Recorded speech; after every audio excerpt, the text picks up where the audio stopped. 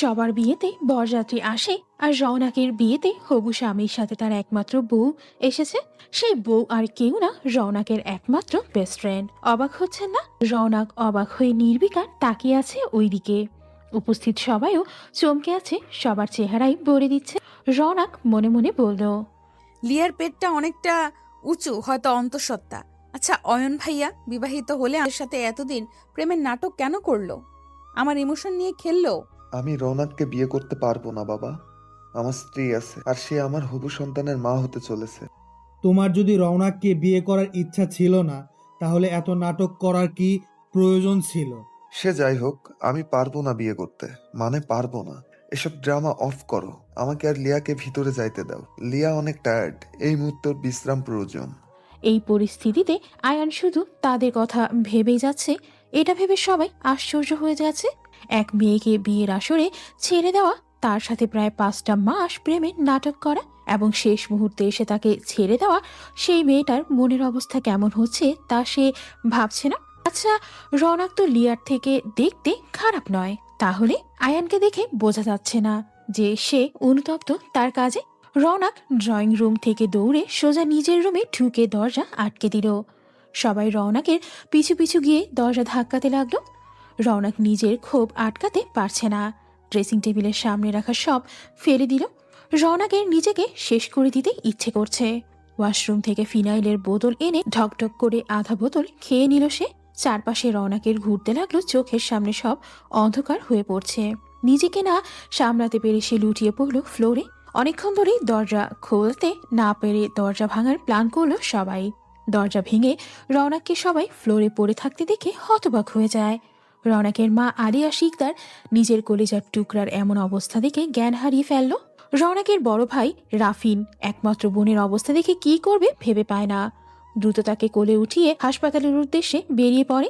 আয়ান আর লিয়া রাফিনের কোলে রওনাককে দেখেও চুপচাপ বসেছিল। আয়ানের বাবা মা সবাই রওনাকের সাথে চলে গেছে। বিয়েতে আসা সবাইও নিজেদের মতো কথা বলতে বলতে চলে গেল। একটু আগে কোলাহলে পরিপূর্ণ বাড়িটা কেমন নিস্তব্ধতায় ছেয়ে গেছে। পুরো বাড়িতে কেবল আয়ান আর লিয়া। লিয়ার প্রেগনেন্সির 8ম মাস শেষের দিকে। এই সময়টায় যে কোনো সময়ই বেশি চলাচল করতে পারে না। লিয়ার মাথা গড়িয়ে ঘাম ঝরে পড়ছে, তাকে দেখে আয়ান বিচলিত হয়ে পড়ল। তুমি ঘামছো কেন লিয়া? Anything wrong? আপনি কোনো কিছু ঠিক করছেন না আয়ান। আপনি সবার জীবন নিয়ে খেলছেন। এতটা প্রতিহিংসা, তাও আবার নিজের আপনজনদের সাথে। একদিন পস্তাবেন আপনি, খুব পস্তাবেন। আমার রনুর যদি কিছু হয়ে যায় আয়ান, আমি ক্ষমা করব না আপনাকে। ও আচ্ছা, নেক্সট একদম চুপচাপ থাকবা। ভুলে যাবা না আমি আয়ান শিকদার। তুমি আমার হবু সন্তানের মা বলে যে আমি তোমাকে ক্ষমা করে দেব, এটা ভুলেও ভাববা না। আমার থেকে একটু বেশি বুঝতে যাবা, ওই মুহূর্তে আমি ভুলে যাব কে তুমি। আয়ানের বিরক্তিমাখা কণ্ঠে বলা এইসব কথায় লিয়ার ভয় শুরু হয়। সত্যিই তো, আয়ান যেমন মানুষ, সে যা ইচ্ছে তা করতে পারে। আমাকে আমার সন্তানের জন্য সুস্থ থাকতে হবে। আল্লাহ, তুমি রওনাককে সুস্থ করে দিও প্লিজ। আর কতদিন দূরে দূরে থাকবে সে? এবার তো তাকে ফিরতেই হবে। তার প্রিয়সী যে মৃত্যুর সাথে লড়াই করছে, এবার খেলা জমবে, যা হবে সব সামনাসামনি। হাসপাতালের এখন প্রচুর ভিড়, কারণ পুরো শিকদার বাড়ির লোকজন যে এখানে জমা হয়েছে। শিকদার বাড়ির কলিজার টুকরার যে এই অবস্থা। শিকদার হসপিটালটা শিকদারদেরই তৈরি করা। রওনাককে নিয়ে যাওয়া হয়েছে ওটিতে। এখন তার স্টমাক ওয়াশ করা লাগবে। ওটির বাহিরে বসে সবাই দোয়া করছে সুস্থতার। রাফিন একটু বাহিরে বের হয়ে কল লাগায় কাউকে। হ্যালো ব্রো, কেমন আছিস? কি হয়েছে রাফিন, তোর আওয়াজ এমন শোনা যাচ্ছে কেন? Are you okay? Yeah bro, I am fine. তুই কি দেশে আসবি? What's the matter Rafin? Without any reason তুই আমাকে আসার কথা বলতেছিস? বাসায় সব ঠিক আছে? Nothing is fine bro. Ronu suicide করার ট্রাই করছে। আমরা ওরে হসপিটালে নিয়ে আসছি। ওটিতে ওকে নিয়ে যাওয়া হয়েছে। আমি হেল্পলেস ফিল করছি। আমার বোন খুব কষ্ট পাচ্ছে bro. What the hell man, তুই আমাকে এখন বলছিস? আমি আসছি, বাকিটা এসে শুনবো। কাল সকালের মধ্যে আমি বাসায় থাকবো। আচ্ছা, বাই ব্রো। কল কেটে গেছে। সে লোক দ্রুত টিকিট কেটে নিল। তার বুকের মাঝে শূন্যতা অনুভব হচ্ছে। বাসা থেকে দূরে আসলেও যে বাড়িতে তার প্রাণ ভ্রমর রেখে গেছে। সে তো আয়ান বিষয়ক বিয়ে নিয়ে কোনো কথাই জানে না। আচ্ছা, বাড়িতে গিয়ে যখন শুনবে এসব, তখন তার রিয়াকশন কেমন হবে? নতুন করে কোনো ঝড় আসবে? রওনাককে বিছানায় দিয়ে দেওয়া হয়েছে, সেন্সলেস হয়ে আছে। স্টামাক ওয়াশ এতটা সোজা নয়। বেড়ে হাত পা বেঁধে গলা দিয়ে পেট অবধি যে মোটা পাইপ দিয়ে ওয়াশ করে তাতেই অর্ধেক জান বেরিয়ে যায়। এত কষ্ট সহ্য করতে হয় বলার মতো না। তবুও মানুষ কিছু না ভেবেই করে ফেলে। একজন মৃত্যুর মুখ থেকে ফিরে আসা মানুষ থেকে গল্প শুনলে হয়তো কেউ আর আত্মহত্যার মতো কাজ করতো না। আজ নিজের ভুলের জন্য এত কষ্ট রওনাককেই সহ্য করতে হয়েছে। চেহারা মলিন হয়ে আছে রওনাকের, কি এক অবস্থা! চঞ্চলতায় দুষ্টমিতে যে মেতে থাকতো আজ সে শান্ত, প্রচুর শান্ত। রওনাককে সুস্থ দেখে সবাই বাড়িতে ফিরে যাওয়ার সিদ্ধান্ত নিল। রওনাকের কাছে রাফিন আর রওনাকের মা আর বড় মা মানে আয়ানের মা থেকে গেল। আয়ান লিয়াকে নিজের রুমে নিয়ে গেল ধরে বেঁধে। এই অবস্থায় সিঁড়ি দিয়ে একা একা ওঠা লিয়ার পক্ষে পসিবল নয়। লিয়ার কোনো কিছু ভালো লাগছে না। একবার যদি একটু রওনাকের খবর পেত তাহলে শান্তি লাগতো। আয়ান হয়তো লিয়ার অস্থিরতা বুঝতে পেরেছে। এইভাবে বেহুদা টেনশনের ফলে যদি আমার সন্তানের ক্ষতি হয়, আই ওয়াজ স্পেয়ার ইউ লিয়া। এখন গিয়ে সোজা ঘুমাবে তুমি। আমি তোমার দেখাশোনার জন্য মানুষ নিয়ে আসবো। রুম থেকে একদম বের হবা না, আর কারোর সাথে কথা বলার চেষ্টাও করবে না। এটা কেমন কথা আয়ান? আমি এভাবে একা একা কিভাবে থাকবো? আমাকে আপনি আমার মায়ের বাসায় রেখে আসেন প্লিজ। আপনার সাথে থাকলে আমি প্রতিটা সময় ভয় থাকি। আর সহ্য হচ্ছে না আমার। কবে আমাকে মুক্তি দিবেন আপনি? যতদিন না অবধি আমি আমার শুরু করা এই খেলার সমাপ্তি টানছি, ঠিক ততদিন তোমার মুক্তি নাই। শুয়ে পড়ো, আমি খাবার অর্ডার করে দিয়েছি। এরপর খাবার খেয়ে মেডিসিন খেয়ে ঘুমাবা। লিয়া আর কথা বাড়ালো না। সে জানে কথা বাড়িয়ে কোনো লাভ নেই। আয়ান লিয়াকে রাতের খাবার খাওয়াচ্ছিল। এমন সময় আয়ানের রুমে ওর মা প্রবেশ করে। মিসেস আফিয়া শিকদার রুমে এসে আয়ানকে নিজের দিকে ঘুরিয়ে তার গালে থাপ্পড় লাগায়। আয়ান অবাক চোখে তার মায়ের দিকে তাকায়। সে ভাবতে পারছে না তার মা তার গায়ে হাত তুলেছে। তোর মতো সন্তান যে আমি জন্ম দিয়েছি ভাবতেই ঘৃণা হচ্ছে আমার। আয়ান, তুই কি কারো ভালো সহ্য করতে পারিস না? কি দোষ ছিল ওই মেয়েটার? হ্যাঁ, তোর স্ত্রী ছিল সে, আবার প্রেগনেন্টও। তাহলে কেন তুই ওই মেয়েটার সাথে এত নাটক করলি? মিসেস আফিয়া শিকদার কান্নারত কণ্ঠে আয়নের কাছে জানতে চাইল। মায়ের কান্না দেখেও আয়ন স্বাভাবিকভাবে দাঁড়িয়ে আছে, তার ভাবাবেগ আগের মতোই। আয়ান চোখ মুখ শক্ত করে তার মাকে বলল, এসব আজাইরা ফাও পেশাল নিয়ে আমার রুম থেকে বের হও তুমি। আমি চাই না তোমার সাথে খারাপ বিহেভিয়ার করতে আম্মু। আয়ান, নিজের মায়ের সাথে কিভাবে কথা বলছো তুমি? তুমি বেশি কথা না বলে ঘুমাও লিয়া। আফিয়া শিকদার নিজের সন্তানের কাছে অপদস্থ হয়ে রুম থেকে বেরিয়ে গেল। চোখ দিয়ে পানি পড়ছে তার। কেন যে আয়ান এমন করে তা সে আজও জানে না। প্রায় অনেকক্ষণ হয়েছে জ্ঞান ফিরেছে রওনাকের। চুপচাপ শুয়ে মাথার উপর থাকা সাদা রঙের ছাদ দেখছে। রাফিন বোনের পাশে বসে আছে, বোনের হাত ধরে। কেন এরকম বলদের মতো কাজ করলি? একজন মানুষ কি তোর জীবনের থেকে বেশি দামি বনু? আমাদের মায়ের থেকেও সে বড় হলো তোর কাছে। তুই জানিস, তুই যখন আম্মুর পেটুতে ছিলি তখন আম্মু খুব অসুস্থ থাকতো। ডাক্তার বলেছিল যে একজনকে বাঁচাতে পারবে, তখন আম্মু তোকে বেছে নিয়েছিল। আল্লাহর দোয়ায় আম্মু আর তুই দুজন সুস্থ হয়েছিস। তখন যে মা নিজের কথা না ভেবে তোর কথা ভেবেছে, তুই তখন এই দুনিয়াতে ছিলি না। আজ এইরকম এক কাজ করলি মা বাবার কথা না ভেবে। রওনাক নিজের করা ভুলে লজ্জিত। ভাইয়ের দিকে তাকানোর মতো সাহস পাচ্ছে না সে। সে রাগের বশে খুব বড় এক ভুল করে ফেলেছে। আমাকে ক্ষমা করে দে ভাইয়া। আমার রাগে মাথা কাজ করছিল না। আমি কি করতাম তখন? এইভাবে সবার সামনে আমাকে হাসির পাত্রী বানিয়ে কিভাবে অপমান করলো। আমাকে ভালো যদি নাই বাসতো আগেই বলে দিত। সে তা না করে সে এই কাজগুলো করলো। আর লিয়া কিভাবে এইসব করলো? ভাইয়া, সে না তোমাকে ভালোবাসতো? রওনাকের কথায় রাফিনের চোখ ছলছল করে উঠল। তবুও বোনের সামনে নিজেকে শক্ত প্রমাণ করতে অন্যদিকে তাকিয়ে নিজেকে কন্ট্রোল করলো। এসব বাদ দে বুনু, কাল সকালে একটা সারপ্রাইজ আছে তোর জন্য। আশা করি তোর পছন্দ হবে। মজা নিচ্ছ আমার সাথে ভাইয়া? আমাকে সারপ্রাইজ? আচ্ছা ভাইয়া, সেই বাসায় আয়ান আর লিয়া আছে, ওই বাসায় আমরা কিভাবে থাকবো? আমি বাসায় গিয়ে বাবার সাথে কাল কথা বলবো। ও বাড়ি থেকে আলাদা হওয়ার অনেক রাত হয়েছে, ঘুমা। রাফিন কেবিন থেকে বের হয়ে বাড়িতে কল দিল তার বড় আম্মুর কাছে। হ্যালো রাফিন, বল ওখানে সব ঠিক আছে? হ্যাঁ, বড় আম্মু বনু ঠিক আছে, এখন ঘুমাচ্ছে। তুমি টেনশন নিও না। আর শোনো, কাল সে বাড়িতে ফিরছে, সাথে তো বনুকে নিয়ে আমরা আসছি। আমাদের ওয়েলকাম জানাতে যেন কোনো ত্রুটি না হয়। সত্যি বলছিস ও আসবে? বাবা তোকে বলছে, এত খুশি আমি কই রাখবো। শিকদার বাড়ির 2 কলিজার টুকরো কাল আসবে আর তাদের স্বাগত জানাতে ত্রুটি থাকবে, সেটা কিভাবে হয়? চিন্তা করিস না, সব সুন্দরভাবে হয়ে যাবে। ধন্যবাদ বড় আম্মু। সকাল থেকে শুরু হয়েছে হইচই শিকদার বাড়িতে। বাড়ির বড় ছেলে আজ বাড়িতে ফিরবে, এতগুলো বছর পরে আনন্দে আছে। আর রওনাকও তো বাড়িতে আসবে সুস্থ হয়ে। ডাবল সেলিব্রেশন আজ। বড় ভাবি, আজ আমি সমুদ্রের পছন্দের সব খাবার রান্না করব। তুমি তো করলে। হ্যাঁ, কর তাহলে।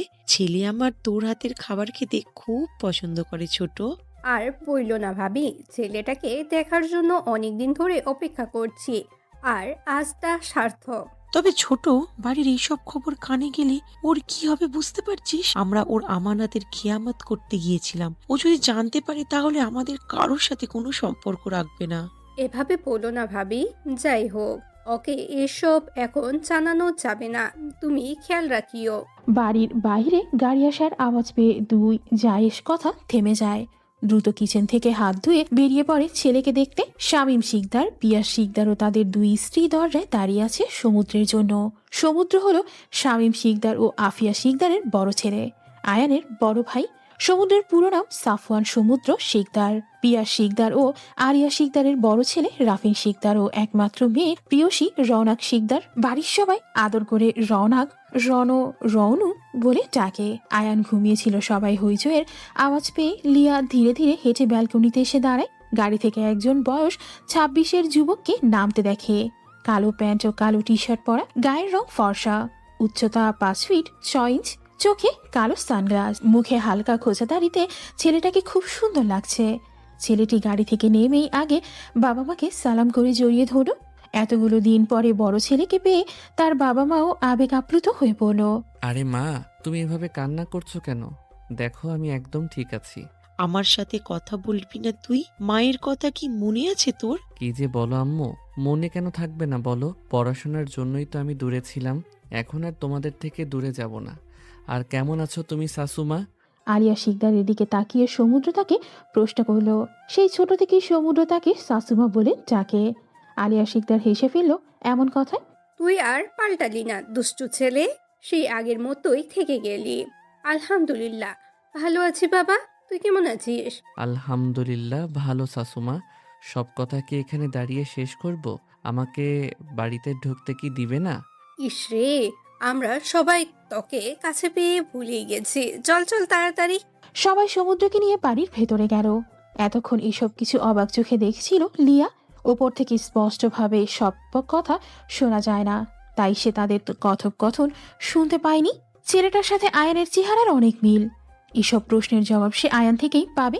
এই জন্যই রুমে গিয়ে আয়ানকে ডেকে তুলল। আয়ান, আমার খুব ক্ষুধা লাগছে আর মেডিসিনের সময়ও চলে যাচ্ছে, উঠুন। এতদিন আমি হাজার দেখেও খাবার খাওয়াতে পারি না তোমাকে, আর আজ ক্ষুধা লেগে গেল। এত কথা জানি না, ক্ষুধা লাগছে, খাবেন কিনা বলেন। দাঁড়াও, আমি ফ্রেশ হয়ে আসছি। আয়ান, নিচ থেকে অনেক সুন্দর ঘ্রাণ আসছে খাবারের, আমাকে কি ওখানে খেতে নিয়ে যাবেন? লিয়া খুব শান্ত কণ্ঠে আয়ানকে কথাটা বলল। আয়ান লিয়ার দিকে এক পলক তাকালো। লিয়ার মন খারাপ। লিয়ার ফেস রিয়াকশন দেখে আর না করতে পারল না আয়ান। ফ্রেশ হয়ে এসে লিয়াকে নিয়ে নিচে নামলো। সিঁড়ি দিয়ে লিয়াকে ধরে নিচের দিকে তাকিয়ে ধীরে ধীরে হেঁটে আসছিল আয়ান। তাই আর ডাইনিং টেবিলে বসা সমুদ্রকে খেয়াল করেনি। কিন্তু সমুদ্র অবাক হয়ে আয়ানকে দেখছে। আয়ানকে দেখেই বুঝে গেছে মেয়েটি আয়ানের স্ত্রী। এটা ভেবে অবাক হচ্ছে সমুদ্র ছোট ভাই বিয়ে করেছে তার স্ত্রী ও অন্তঃসত্ত্বা। এই খবর সে জানে না। টেবিলের কাছে যাওয়ার পরে আয়ান সমুদ্রকে দেখে চমকে গেলেও নিজেকে শান্ত করে নেয়। কি অবস্থা ভাই? কখন আসলা? খবরই পেলাম না আমি। তুইও যে বিয়ে করেছিস, আমি বড় আব্বু হচ্ছি, সেই খবরও তো আমি জানি না। সে খবর কেউ জানতো না ভাইয়া। লং স্টোরি, পরে সময় করে বলবো। লেয়া, বসো এখানে। লিয়াকে এক চেয়ারে বসিয়ে দিল আয়ান। বাহ ভাই, তুই তো অনেক বদলে গেছিস। সময় সবাইকে বদলে দেয় ভাই। খেয়েছো তুমি? ছোট আম্মু, লেয়ার অনেক ক্ষুধা পেয়েছে তোমার রান্নার স্মেলে। মেয়েটাকে আগে খাবার দাও, তোমরা আমাকে পরে দিলেও হবে। সমুদ্রের কথায় মিসেস আলিয়া শিকদার খাবারের প্লেটে খাবার বেড়ে দেয় লিয়ার সামনে। মেয়ের বেস্ট ফ্রেন্ড ছিল লিয়া, সেই হিসেবে কম আদর করতো না মেয়েটাকে। মাঝখানে কোথায় গায়েব হয়ে গিয়েছিল কেউ জানতো না। মেয়েটাকে এই পরিস্থিতি দেখে খুব মায়া লাগে তার। কেমন আছো তুমি লিয়া? আলহামদুলিল্লাহ, খাবার খেয়ে নাও, নিজের যত্ন নিও। এই বাড়ির সবাইকে নিজের আপনজন ভাববে। যখন যা প্রয়োজন হবে বাড়ির যে কোনো সদস্যকে বলবে। জি আচ্ছা। তুই দাঁড়িয়ে আছিস কেন? বস, তুইও নাস্তা কর। না, তোমরা করো, আমি বাইরে করব। লিয়াকে মেডিসিন খাইয়ে দিয়েই আমি বের হব। একদিন বাহিরে নাস্তা না করলে কিছু হবে না। আজ আমি আছি, আমার সাথে করে নে। বাড়ির কেউ ঠিক মতো বলতেও পারছে না যে আয়ান এ বাসায় থাকে ঠিকই, কিন্তু খাবার এ বাসায় খায় না। নিজের মতো একা একা থাকে, বাড়িতে থেকেও না থাকার মতো। আয়ান তো মনে মনে বেজায় খুশি সমুদ্র আসায়, আয়ানের প্ল্যানগুলো যে কাজ লাগছে ভেবেই। তাই সে আর না করলো না, খাবারের টেবিলে বসে পড়ল। তখন রাফিন ও রওনাককে নিয়ে বাড়িতে ঢুকে খাবার টেবিলে নিয়ে সমুদ্রের পাশের চেয়ারে বসিয়ে দিল। রওনাক অন্যমনস্ক থাকায় খেয়াল করলো না সমুদ্রকে। সমুদ্র তা খেয়াল করে দেখে রওনাকের হাতে একটা চিমটি কাটলো। ব্যথায় চোখ মুখ কুচকে পাশে তাকিয়ে স্তব্ধ হয়ে গেল রওনাক। চোখ বড় বড় করে তাকিয়ে আছে সে। এভাবে চোখ বড় বড় করে ডাইনি মার্কার লুক কেন দিচ্ছিস প্রিয়সী? কি আর করবে ভাইয়া, ফিনাইল খেয়ে সুইসাইড করার চেষ্টা যে করে, এই ডাইনি ছাড়া আর কি হতে পারে? আয়ান, হচ্ছেটা কি? এটা কোন ধরনের কথা? আয়ানের এই খোঁচা দিয়ে বলা কথাটাই খুব কষ্ট পেল রওনাক। আয়ানের পাশে লিয়াকে দেখে তার অনেক খারাপ লাগা অনুভব হচ্ছে। রওনাক ভাবতে পারে নাই এইভাবে কথা শোনাবে আয়ান তাকে। এর মধ্যে আবার সমুদ্রকে দেখে রওনাকের মাথা ঘুরছে। রওনাকের কোলে মাথা রেখে শুয়ে আছে আয়ান। আয়ানকে রওনাকের কোলে মাথা রেখে শুয়ে থাকতে দেখেই চোখ বড় বড় করে তাকিয়ে আছে সমুদ্র। রওনাক আয়ানের মাথায় হাত বুলিয়ে দিচ্ছে। সমুদ্র এই দৃশ্য দেখে হতবাক হয়ে তাকিয়ে আছে তাদের দিকে। ওই সময় সমুদ্রের খালাতো বোন সুমাইয়াও সেখানে উপস্থিত হয়। সেও এইসব দেখে চিৎকার করে ওঠে। রৌনক, আয়ন ভাইয়ের কি হয়েছে এখানে? সুমাইয়ার চিৎকারে রুম থেকে বেরিয়ে আসে লিয়া, আর বাড়ির সবাইও দ্রুত ওখানে এসে পড়ে। প্রথমে সুমাইয়ার চিৎকারে রওনাক হকচকিয়ে গেলেও পরে তার কোলে আয়ানকে দেখে সেও আশ্চর্য হয়ে যায়। আয়ান ভাইয়া, আপনি এখানে? আয়ানকে অবাক হয়ে প্রশ্ন করে রওনাক। এসব দেখার পরে বাড়ির সবাই এইভাবে অবাক হয়েছে, আর সাথে রওনাকের প্রশ্ন শুনে তো আরও। তোমার কোলে আয়ন ভাইয়ের মাথা রেখে শুয়ে আছে আর তুমি তার মাথায় বিলি কেটে দিচ্ছ? আমি আর সমুদ্র ভাইয়া নিজের চোখে এসব দেখেছি, আর এখন তুমি আমাকে জিজ্ঞেস করো সে এখানে কি করে? এইখানে কি কোনো ফিল্মের শুটিং চলছে নাকি রৌনক? সুমাইয়ার প্রশ্নে অনেক অপমান বোধ করলো রওনাক। সে বুঝতে পারছে সুমাইয়া কোন ইঙ্গিতে তাকে এই কথা বলল। লজ্জায় মাথা নিচু করে ফেলল সে। রৌনু, তুমি একদম কাজটা ঠিক করো নাই। আজকের পর যাতে এইসব না দেখি। সমুদ্রের মায়ের কথায় রওনাক আকাশ থেকে পড়ল।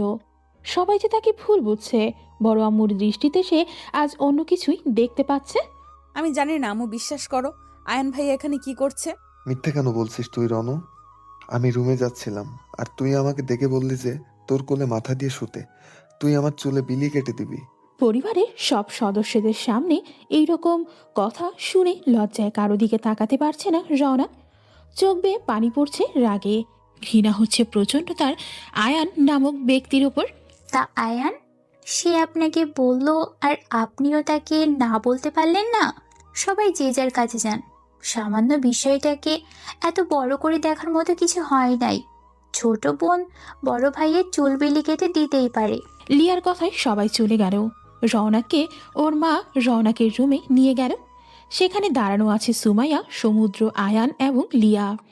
তোমার হাজব্যান্ড এক মেয়ের সাথে দেখেও তুমি এত স্বাভাবিকভাবে আছো কি করে ভাবি? সব জেনেও ও দেখে রেখো জামাইকে রনের মতো মেয়ের থেকে। Wait, 1 minute. রনের মতো মেয়ে মানে? তোমার কথার মানে বুঝলাম না। শোনো সামাইরা, যে বাড়িতে দাঁড়িয়ে আছো সেটাও রওনাকের বাড়িতে। রওনাককে আমি অনেক আগে থেকেই চিনি। সে কেমন? তুমি এইটুকু কথা কি এত বাড়াচ্ছ কেন? আজও নিজের চরকায় তেল দাও, অন্যের ব্যাপারে নাক না গলিয়ে। তুমি আমার বোনের সাথে কিভাবে কথা বলছো লিয়া? সুমাইয়া যেমন তোর খালাতো বোন, রওনাকও কিন্তু তোর চাচাতো বোন। ভুলে যাস না আয়ান। একজনকে সম্মান দিবি, অন্যজনকে ছোট করবি, এটা তো হয় না। আমি বাড়িতে ছিলাম না, কি হয়েছে না হয়েছে আমি কিছুই জানি না, তাই কিছু বলতে পারলাম না। তবে প্রিয়সীকেও আমি ভালোভাবে চিনি। সে তোকে তার কোলে দেখে ততটাই অবাক হয়েছি যতটা আমরা হয়েছি। আজ কিছু বললাম না, এরপর এমন কিছু আমার সামনে হলে ভালো হবে না আয়ান। আর সামাইরা সামান্য বিষয়কে এত বাড়িয়ে মানুষের সামনে উপস্থাপন করেছিস এর জন্য তোকে কিছু বলবো না। এমন নয় আমি মেয়েদের গায়ে হাত তুলি না। বেড়াতে এসেছি, ভদ্র মানুষ হয়ে থাক। লিয়া, আয়ানকে নিয়ে রুমে যাও তুমি। সমুদ্রের করা অপমানে আয়ান এবং সামায়রা মাথা নিচু করে রাগে ফুঁসতে ফুঁসতে চলে গেল সেখান থেকে। লিয়া মুচকি হেসে সমুদ্রকে উদ্দেশ্য করে বলল, ভাইয়া, সবসময় আমাদের চোখের সামনে যা দেখি তা সত্যি নাও হতে পারে। আমি অবাক হই না একটুও, কারণ সব আমি নিজের চোখেই দেখেছি।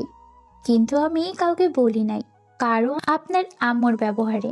মানুষ বলে না, যার যার সেই বোঝে। এই কথাটির ব্যাখ্যা আমি আজ পেলাম। লিয়াও চলে গেল রুমে। লিয়ায় রহস্যের মধ্যে সমুদ্রকে রেখে গেল। সমুদ্র প্রচুর টায়ার্ড থাকায় নিজের রুমে চলে গেলেও বাড়ির মানুষের ব্যবহার আর কথাবার্তায় তার সন্দেহ হচ্ছে। এখানে এমন কিছু হয়েছে তা সে জানে না। তার প্রেয়সী কেন সুইসাইড করার চেষ্টা করেছিল এই ব্যাপারটাও তাও এখনো জানে না। আম্মু বিশ্বাস করো, আয়ান ভাইয়া ওখানে ওই অবস্থায় কিভাবে ছিল আমি জানি না। রওনাকের কান্না করতেও কষ্ট হচ্ছে। মেয়ের অবস্থা দেখে মেয়েকে শান্ত করার চেষ্টা করতে লাগলেন আলিয়া শিকদার। আমি জানি তো আমার মেয়ে এইরকম না। কি হয়েছে আমি জানতেও চাইবো না মা, কারণ আমি তোকে বিশ্বাস করি। মায়ের কথায় রওনক নিজেকে শান্ত করার চেষ্টা করে। আর কেউ বিশ্বাস করুক বা না করুক, তার মা তো তাকে বিশ্বাস করে। আয়ানকে ওর কাজের শাস্তি আমরা দিব। আমাদের ভুল বুঝবি না। আজ এত বছর পরে সমুদ্র এসেছে তাই আমরা সিনক্রেট করতে চাই না রে মা। সেই তো কিছুই জানে না বাড়ির সম্পর্কে। মা, আমার আর এসব ভালো লাগে না। আমি এখানে থাকবো না আর। তুমি আব্বুকে বলে এই বাড়ি থেকে অন্য কোথাও শিফট হওয়ার চেষ্টা করো প্লিজ। আমি আর তোর বাবাও এটা ভেবেছি। আজ রাতেই তোর বড় আব্বুর সাথে আমরা কথা বলবো। তুই বিশ্রাম নেই, আমি একটু আসছি। মিসেস আলিয়াও অবাক তার বড় জায়ের কাজে। কি সুন্দর ব্যবহার আজ তার দেখল। কষ্ট পেয়েছে তার মেয়ে, অথচ এই নিয়ে মিসেস আফিয়ার কোনো মাথা ব্যথা নাই। সে কি সুন্দর তার ছেলেদের নিয়ে ব্যস্ত। মিসেস আলিয়া চলে যেতেই রওনা কিছুক্ষণ আগে ঘটে যাওয়া সব ঘটনা ভাবতে লাগলো। সে তো রাফিনের চুল বিলি কেটে দিচ্ছিল, সেখানে আয়ান কিভাবে আসতো কিছুক্ষণ আগে। ডাইনিং টেবিলে রওনাকে নিয়ে মজা করে মন খারাপ করে বসে আছে সে। শরীরের থেকে মনের অসুখ রওনাকের। দোতলার এক সাইডে রাখা আছে অনেক বড় এক দোলনা। দোলনাটা রওনাকের জন্য বানানো হয়েছে। দোলনায় বসে আপন মনে ভেবে চলছে তার সাথে হওয়া অন্যায়গুলো, অথচ তার বাড়ির লোক কি সুন্দর স্বাভাবিক আচরণ করছে আয়ান আর লিয়ার সাথে। সে কিছুতে এই বাসায় থাকবে না। তখন রাফি রওনাকের কাছে আসে। বনু, আমার মাথা প্রচন্ড ব্যথা করছে, তুই একটু আমার চুলগুলো টেনে দিত। আচ্ছা ভাইয়া, তুমি এখানে শুয়ে থাকো, আমি দিচ্ছি। তোর কি খুব মন খারাপ বনু? মন খারাপ করিস না, আয়ানকে আমি ছাড়বো না। রওনাক তো নিজের ভাবনাই হারিয়ে আছে। তার কানে রাফিনের বলা কথা যাচ্ছে না। সে এতটাই ভাবনায় হারিয়েছিল যে রাফিন উঠে সেখান থেকে চলে গেল বাড়ির বাহিরে টের পেল না। আয়ান নিজের রুমে যাচ্ছিল, তখন সমুদ্রকে আসতে দেখে সেও সুযোগ বুঝে রাফিনের জায়গা নিয়ে নেয়। বর্তমানে কি চান আপনি আমার থেকে আয়ান? কেন এমন করছেন? আমাকে এতটা ছোট করছেন সবার সামনে। আমার কি দোষ আয়ান, আমাকে বলবেন? আর পারছি না আমি এসব নিতে। রওনাকে সব ভাবতে ভাবতেই ঘুমিয়ে গেল। মিসেস আলিয়া রান্নাঘরে গেল মেয়ের দুপুরের খাবার আনতে। রান্নাঘরে গিয়ে আফিয়াকে দেখে ও না দেখার মতো করে নিজের কাজই করতে লাগলো সে। আফিয়ার সাথে কথা বলতে ইচ্ছে করছে না তার। নিজের বড় বোনের মতো ভাবতো সে আফিয়াকে, আর আজ তার ব্যবহার মানতে কষ্ট হচ্ছে আলিয়ার। আলিয়া, মেয়েকে বুঝাও। তুমি তোমার যা হবার তা হয়ে গেছে। এখন আয়নের স্ত্রী এখানে আছে, আয়নের থেকে দূরে থাকতে বলো। তুমি শোভা পায় না এইসব। আমি ওর ইমোশনাল বুঝি, বাট আয়ান তো বিবাহিত এখন। মিসেস আফিয়ার কথায় আলিয়া হা করে তাকিয়ে আছে তার দিকে। সে ভাবতেও পারছে না মিসেস আফিয়া ওসব কিভাবে ভাবছে। কোন মুখে আপনি এসব কথা বলছেন ভাবি? আপনাদের মধ্যে মিনিমাম লজ্জা করছে না? আপনার ছেলে এত বড় অন্যায় আমার মেয়ের সাথে করার পরেও আপনি ছেলের সাপোর্টে এমন নোংরা ভাবনা আমার মেয়ের সম্পর্কে ভাবে? ভাবাভাবির কি আছে? আজ আমি, তুমি, সবাই সবার চোখের সামনে দেখেছি কি ঘটেছে। রওনাকের বয়স কম, আবেগ কাজ করে, হয়তো করে ফেলেছে তখন। আলিয়া শিকদার কি আর বলবে, এই কথায় সে আর কথা না বাড়িয়ে নিজের মতো রান্না করছে। আফিয়া শিকদারও খাবার বেড়ে নিয়ে যেতে লাগলো সুমাইয়ার জন্য। সুমাইয়ার রুমে গিয়ে খাবার রেখে দিল সে। জানো খালামণি, তোমার ছোট ছেলের বউ আমাকে অনেক অপমান করেছে। আমি যা দেখেছি তাই তো বলেছি, বলো। বাদ দে সামাইরা, তোকে যেই কাজের জন্য এখানে এনেছি সেই কাজ মন দে। আমি জানি না ওই ক্যারেক্টারলেস মেয়ের মাঝে কি এমন দেখলেও আঙ্কেল আর সমুদ্র ভাই। রাত ঠিক 10:20 শিকদার বাড়ির এক নিয়ম হলো সকালের এবং রাতের খাবার সবাই একসাথেই খাবে, কারণ দুপুরে সবার অফিস থাকে, ছোটদের স্কুল কলেজ। এই নিয়মটা সমুদ্রের দাদার তৈরি করা। নিয়ম অনুযায়ী খাবার টেবিলে সবাই এসে বসেছে। সবার শেষে রওনাক সেখানে উপস্থিত হয়। সমুদ্র রওনাককে চেয়ার টেনে জায়গা করে দিল বসার জন্য। তা ছোট আম্মু, তুমি এখন কেমন আছো? ভালো আছি বড় আবু। শামীম শিকদারের প্রশ্নে মৃদু স্বরে জবাব দিল রওনাক। পিয়াস শিকদার এবার নরম গলায় বড় ভাইকে উদ্দেশ্য করে বলল, ভাইয়া, আমি একটা কথা জানাতে চাই আপনাদের। কি কথা বলো? আমি সিদ্ধান্ত নিয়েছি যে আগামী 7 দিনের মধ্যে আমরা ঢাকা শিফট হব। প্রিয়সীকে ঢাকা কলেজে অ্যাডমিশন নিয়ে দেব। তাই আমি আমার সন্তান ও স্ত্রীকে নিয়ে আলাদা হয়ে যেতে চাচ্ছি। শামীম শিকদার ভাতের লোকমাটা মুখে দিতে নিয়েছিল। ওই সময় ছোট ভাইয়ের কথা শুনে হাত থেকে প্লেট পড়ে গেল। অবাক চোখে ভাইয়ের দিকে তাকালো সে। সমুদ্র সব থেকে বেশি অবাক হয়ে আছে এই কথায়। ছোট আব্বু কেন হঠাৎ আলাদা হওয়ার সিদ্ধান্ত নিল? সমুদ্রের মায়ের কোনো রিয়াকশন নাই, সে স্বাভাবিক ভঙ্গিতেই খেতে লাগলো। এই সিদ্ধান্ত নেওয়ার কারণ জানতে পারি আমি পিয়াস? আর কিছু জানার বাকি আছে? আপনার ভাইয়া সব কিছুই জানেন আপনি। আপনার ছোট ছেলের জেদ আর আপনার রিকোয়েস্ট রাখতে আপনার সব কথায় বিনা বাক্যে রাজি হয়েছিলাম।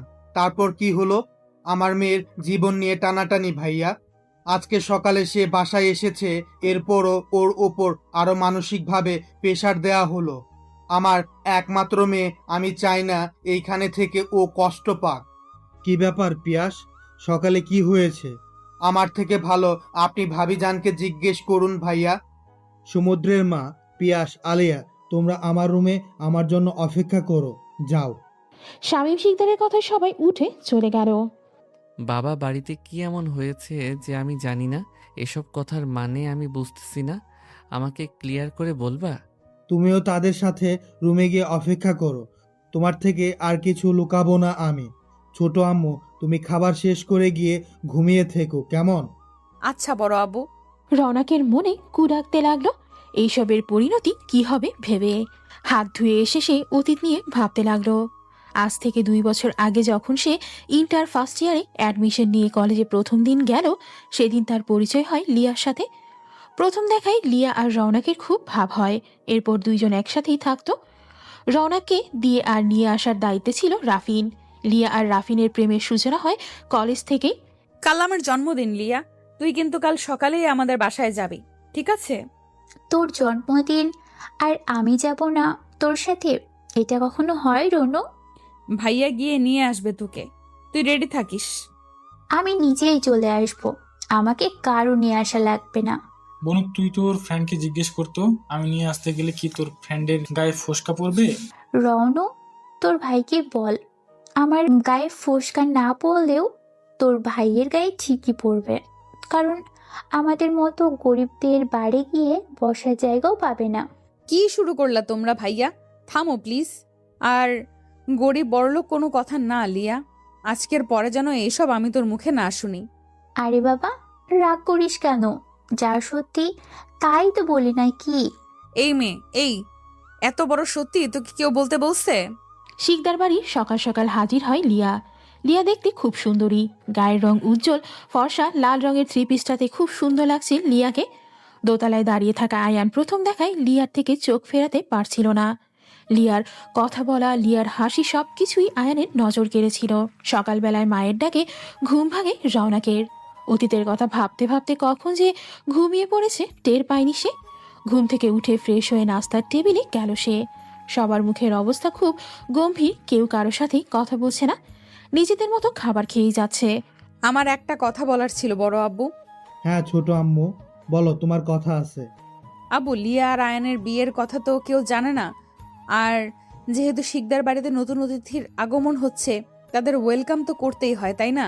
আমি চাচ্ছিলাম কি আমরা বাসায় সবাই মিলে ছোটখাটো একটা অনুষ্ঠান করি। তোমার মাথা ঠিক আছে ছোট আম্মু? এত কিছুর পরেও তুমি ওদের জন্য ভাবছো, যারা তোমাকে ঠকানোর আগে দুবারও ভাবে নাই। আমি আয়ান আর লিয়াকে বাড়ি থেকে বের করি নাই কারণ লিয়ার অবস্থার কথা ভেবে। যেহেতু তোমরা তাকে কিছুই বলো নাই, তাই এখন আর আমার জন্য তোমাদের নিজেদের মধ্যে ঝামেলা করার প্রয়োজন নাই বড় আব্বু। আমার কপালে যা ছিল তাই হয়েছে। সমুদ্র এতক্ষণ নিচের দিকে তাকিয়ে শুধু নিজের মতো করেই খেয়ে গেছে। খাওয়া শেষ করে সে বলে, তোকে এত না ভাবলেও চলবে। অন্যের কথা, নিজের কথা ভাব আগে। শোন, একটু পরে রেডি হয়ে থাকিস। আমি, তুই আর রাফিন বের হব। কোথায় যাব আমরা? আমি যা বলেছি তা করবি তুই। এত প্রশ্ন তুই আমাকে কবে থেকে করিস? সাহস তো তোর ভালোই হয়েছে। ফিনাইল খেয়ে সমুদ্রের এই কাটকাট জবাব রওনাকে হজম করতে পারল না। আসার পরে তো ভালোভাবে কথা বলেছে সমুদ্র তার সাথে। রওনাক ভেবেছিল সমুদ্র চেঞ্জ হয়ে গেছে, কিন্তু এখন তো মনে হচ্ছে সমুদ্র আগের মতোই শয়তান মার্কা খাটাস আছে। জি আচ্ছা ভাইয়া। সমুদ্র উঠে যাচ্ছিল, তখন তার বাবার কথায় থেমে গেল। তুমি অফিসে কবে থেকে জয়েন করবে সমুদ্র? আপনাদের অফিসের কাজ আপনি আয়ানকে বুঝিয়ে দিন। আমার অফিসে জয়েন করার বিন্দুমাত্র ইচ্ছা নাই। তাহলে তুমি কি করবে নিজেদের অফিসে জয়েন না করে? এত পড়াশোনা করে কি তুমি মানুষের আন্ডারে কাজ করবে? কোনো কাজ ছোট নয়, এটা মনে রাখবেন। আর আমি কি করব তা আমার ভাবাই আছে। আমাকে নিয়ে আপনাদের না ভাবলেও চলবে। রাগের সাথে বলা কথাগুলো বলেই সমুদ্র ড্রয়িং রুম ত্যাগ করলো। সবাই হতভম্ব হয়ে আছে সমুদ্রের আগের সেই রাগ দেখে। আয়ান আর আফিয়া শিকদার শয়তানি হাসি দিল। শামীম শিকদার অসহায়ভাবে সমুদ্রের যাওয়ার দিকে তাকিয়ে আছে। ছোটকাল রাতে সব জানার পর থেকেই এমন বিহেভ করছে সে ভালোই বুঝতে পারছে। অপরদিকে উপর থেকে লিয়া ভালোভাবেই বুঝতে পারছে মা ছেলের মাথায় আবার কি ঘুরপাক খাচ্ছে। ওদের প্রতি লিয়ার প্রচণ্ড ঘৃণা কাজ করে। ওই দিনটাকে লিয়া অভিশাপ দেয়, যেই দিন লিয়া এই বাড়িতে পা রাখে আর আয়নের চোখ ওর দিকেই যায়। রওনাক রুমে যাওয়ার সময় লিয়ার সামনে পড়ে যায়। লিয়া অসহায় চোখে তাকিয়ে থাকে রওনাকের দিকে। রওনাক লিয়ার চোখের দিকে তাকিয়ে বুঝতে পারে যার মধ্যে আছে একরাশ অসহায়তা আর অপরাধবোধ। লিয়া কিছু বলতে গিয়েও বলতে পারল না রওনাককে।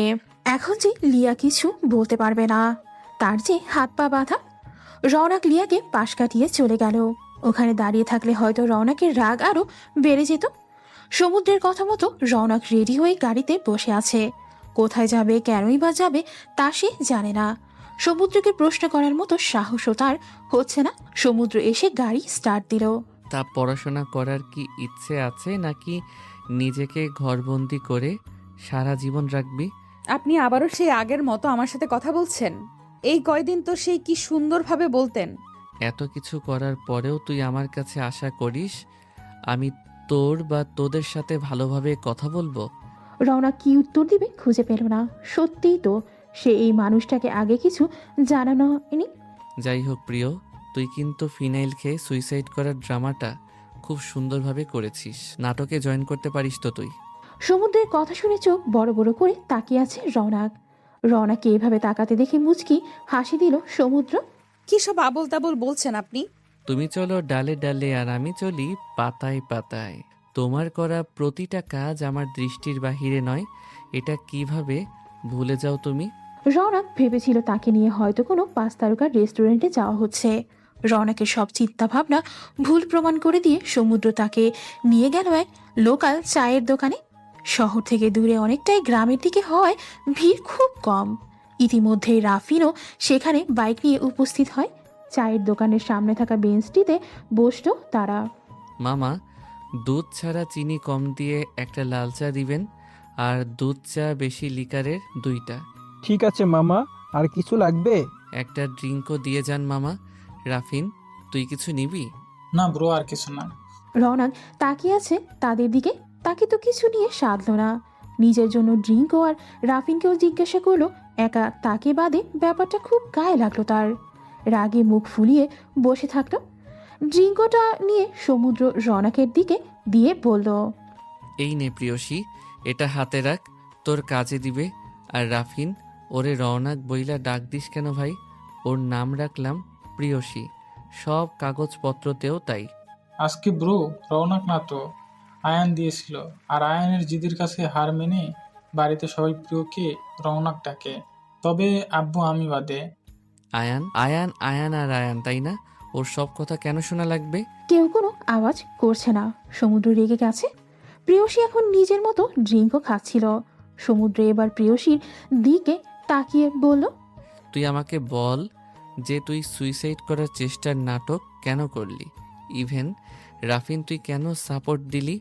আসলে আমি আসলে আপ- আ- আমি আমি আমি এইসব তোতলানো আর আমি বাদ দিয়ে আসল কথায় আসো জলদি। সমুদ্রের কথায় প্রেয়সী তার রাফিন দুইজন একে অপরের চেহারা দেখতে লাগলো। কি উত্তর দিবে সে সবাইকে? আসলে ভাইয়া হয়েছেটা কি, আমি তোমাকে বলি, গত বছর আমার জন্মদিনে লিয়া আমাদের বাসায় প্রথম আসে। লিয়া আর রাফিন ভাইয়ের রিলেশনে ছিল। তারা একে অপরকে খুব ভালোবাসতো। হোয়াট? লিয়া রাফিনকে ভালোবাসলে আয়ানকে কেন বিয়ে করলো? আমার কথার মধ্যে বাম হাত কেন দাও? সব কথা তো শুনবে না ক্লিয়ার করে? আজব। প্রেয়সীর রাগী কণ্ঠে দমে গেল সমুদ্র। তবুও নিজের ইমেজ ঠিক রেখে বলল, এরপর বলতে থাক। জন্মদিনের দিন থেকে আয়ান লিয়ার পেছনে হাত ধুয়ে লেগে যায়। লিয়ার প্রতি আয়ানের এক প্রকার ভালো লাগা কাজ করে। যখন সে জানতে পারে লিয়া রাফিন ভাইকে ভালোবাসে, তখন সে ক্ষিপ্ত হয়ে যায়। আমি জানি না কেন আয়ান ভাইয়া আমাকে, তোমাকে আর রাফিন ভাইয়াকে একদম সহ্য করতে পারে না। তখনও আমি এসব জানতাম না।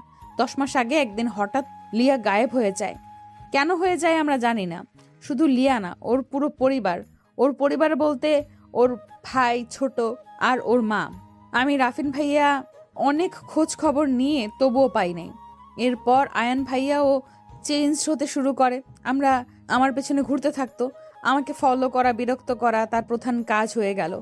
এক সময় সে আমাকে তার মনের কথা জানায়, আর আমার তার প্রতি একটু সফট কর্নার কাজ করছিল। একদিন আমি লিয়ার ভাই লাবিব আর অয়নের এক পিকচার পাই। ফোনের ডায়াল প্যাড খুঁজে লিয়ার মায়ের নাম্বার নিয়ে তার সাথে যোগাযোগ করি। ওনার সাথে দেখা করার পর যা জানলাম তা শুনে আমি অনেক অবাক হয়ে গিয়েছিলাম। লিয়ার মা বলেছিল লিয়ার সাথে আয়নের বিয়ে হয়ে গিয়েছে। লিয়া 7 মাসের অন্তঃসত্ত্বা। কিভাবে কি হয়েছে তখন জানলাম। আয়ান লিয়ার মা আর ভাইকে কিডন্যাপ করে বাধ্য করে বিয়ে করেন। এরপর ওদের অন্য জায়গায় শিফট করে সবার সাথে যোগাযোগ বন্ধ করায়।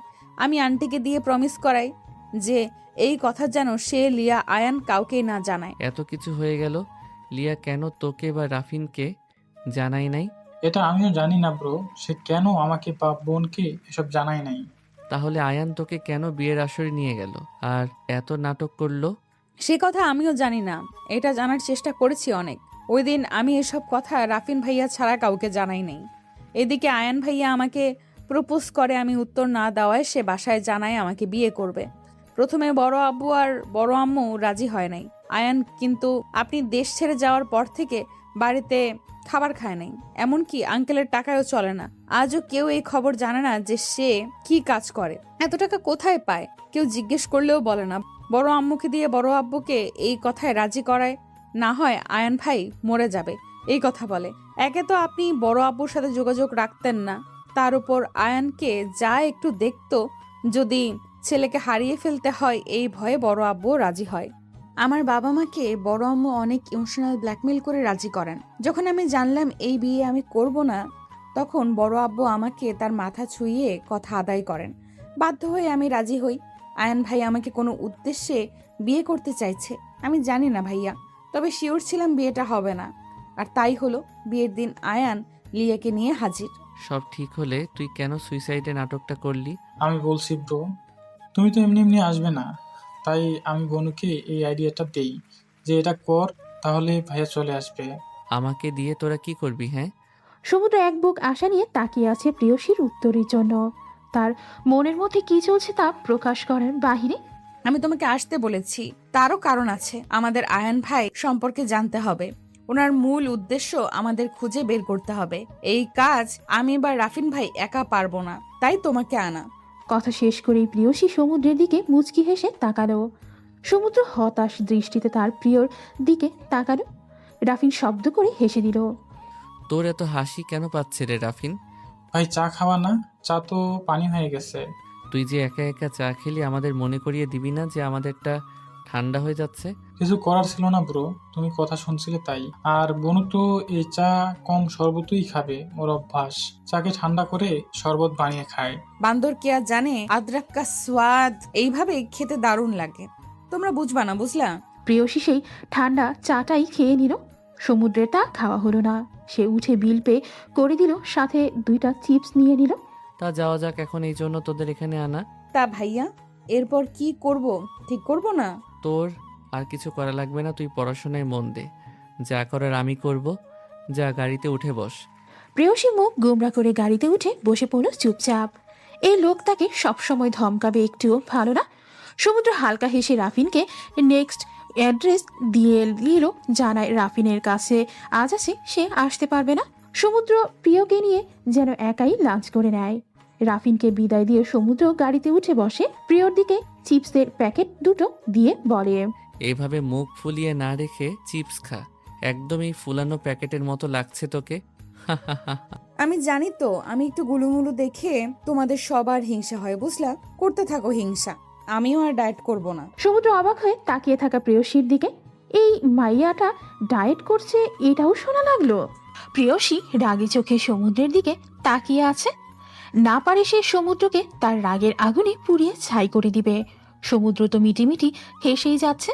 কি বললেন আমি ডায়েট করি? এটা শোনা লাগলো মানে? আমি যে ডায়েট করি তা অবিশ্বাস করছেন? ইস না, কে বলল আমি অবিশ্বাস করছি? আমি তো তোকে বিশ্বাস করলাম যে তুই ডায়েট করস। তা কত কেজি ওজন কমিয়েছিস? 1 মাসে আমি 1 কেজি ওজন কমিয়েছি, জানেন? প্রেয়সী অনেক ভাব নিয়ে কথাটা বলল। প্রেয়সীর কথা শুনে হো হো করে হেসে ফেলল সমুদ্র। প্রেয়সী অবাক হয়ে সমুদ্রের হাসি দেখে যাচ্ছে। লোকটার হাসি এত সুন্দর কেন? ইস, আমি এইভাবে তাকালাম কি ভাববে? আপনি হাসছেন কেন এইভাবে? হাসবো না তো কি করব আমি? লাস্টে শোনা লাগলো প্রিয়সী শিকদার 1 কেজি ওজন কমিয়ে এত ভাব নিচ্ছে। আমি জানি আপনার জলে আমি গুলুমুলু দেখে আপনি হয়তো জেলাস ফিল হয়, আমি বুঝি। সমুদ্র হেসে গাড়ি ড্রাইভ করা শুরু করে দিল। প্রেয়সী নিজের মতো চিপস খাচ্ছে আর ফোন বের করে স্ক্রল করা শুরু করে দিল। দুইজনের মধ্যে আর কোনো কথাই হচ্ছে না। প্রেয়সী খুব মনোযোগ দিয়ে ফোনে কিছু করছে। প্রিয়, লাঞ্চে কোথায় যাবি? আপনার যেই জায়গা ভালো লাগে সেখানে চলুন। মোবাইলে এত মনোযোগ দিয়ে কি করছিস? ভার্সিটি থেকে আমাদের অ্যাসাইনমেন্ট দিয়েছে, তা আমার ফ্রেন্ড ইনবক্সে শেয়ার করলো আমার সাথে। পড়াশোনা তো ছেড়েই দিয়েছিস। ভাবছি এবার তোকে বিয়ে দেওয়া যাক। আমি বিয়ে করছি না, এখন তুমি করো। সময় হলেই দেখা যাবে। রেস্টুরেন্টের সামনে গিয়ে গাড়ি থামিয়ে প্রেয়সীকে বলল ভেতরে যেতে। সমুদ্র গাড়ি পার্ক করে আসবে। সমুদ্রের কথা মতো প্রেয়সীও রেস্টুরেন্টের মধ্যে ঢুকে সমুদ্রের জন্য অপেক্ষা করতে লাগলো। প্রেয়সী বসে বসে মেনু কার্ড দেখছিল। তখন ওয়েটার এসে জানতে চাইলো প্রেয়সী কে নিবে। ম্যাডাম, কি অর্ডার করবেন? একটা cheese pasta, mushroom soup, pizza, burger, chocolate shake, ice cream, borhani, আর হ্যাঁ, fried rice, chicken fry, mutton, আর লাস্টে কোকা কোলা। আর কিছু ম্যাম? দাঁড়ান, আমার সাথে যে আছে উনিও তো অর্ডার দিবেন। আমি তো শুধু আমার অর্ডার দিলাম আপনাকে। ওয়েটার আর সমুদ্র হাঁ করে তাকিয়ে আছে প্রেয়সীর দিকে। সমুদ্র বসতে বসতে বলল, মাত্রই কয়টা খাবার কি অর্ডার দিলি তুই প্রিয়? আর কিছু নিবি না? দেখছেন, আমিও ভাবছি কম হয়ে গেছে, কিন্তু কি করব বলুন? আমি তো বেশি খাবার খেতে পারবো না, ডায়েট করছি তো তাই। থাক, 1 ঘন্টা পরে আমাকে পানিপুরি আর ফুচকা খাওয়াতে নিয়ে যান। প্রেয়সীর কথায় ওয়েটারের কাশি শুরু হয়ে গেল আর সমুদ্র অবিশ্বাস্য চোখে দেখেই যাচ্ছে। মাথায় হাত দিয়ে বসে আছে সমুদ্র। স্যার, আপনি কিছু অর্ডার করবেন? হ্যাঁ, আমার জন্য কফি আর একটা চিকেন স্যুপ দিয়েন। ওয়েটার চলে যাওয়ার পর সমুদ্র প্রেয়সীকে বলে, প্রিয়, তুই ঠিক আছিস? হ্যাঁ, আমার আবার কি হবে ভাইয়া? জানেন, আমার খুব ক্ষুধা কম লাগছে।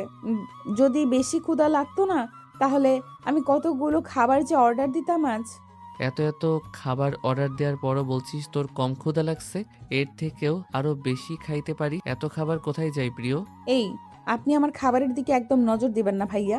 আশ্চর্য, খাবার আবার কোথায় যাবে? আমার পেটুতে যায়। তুই কোন ডায়েট চার্ট ফলো করিস আমাকেও দিস?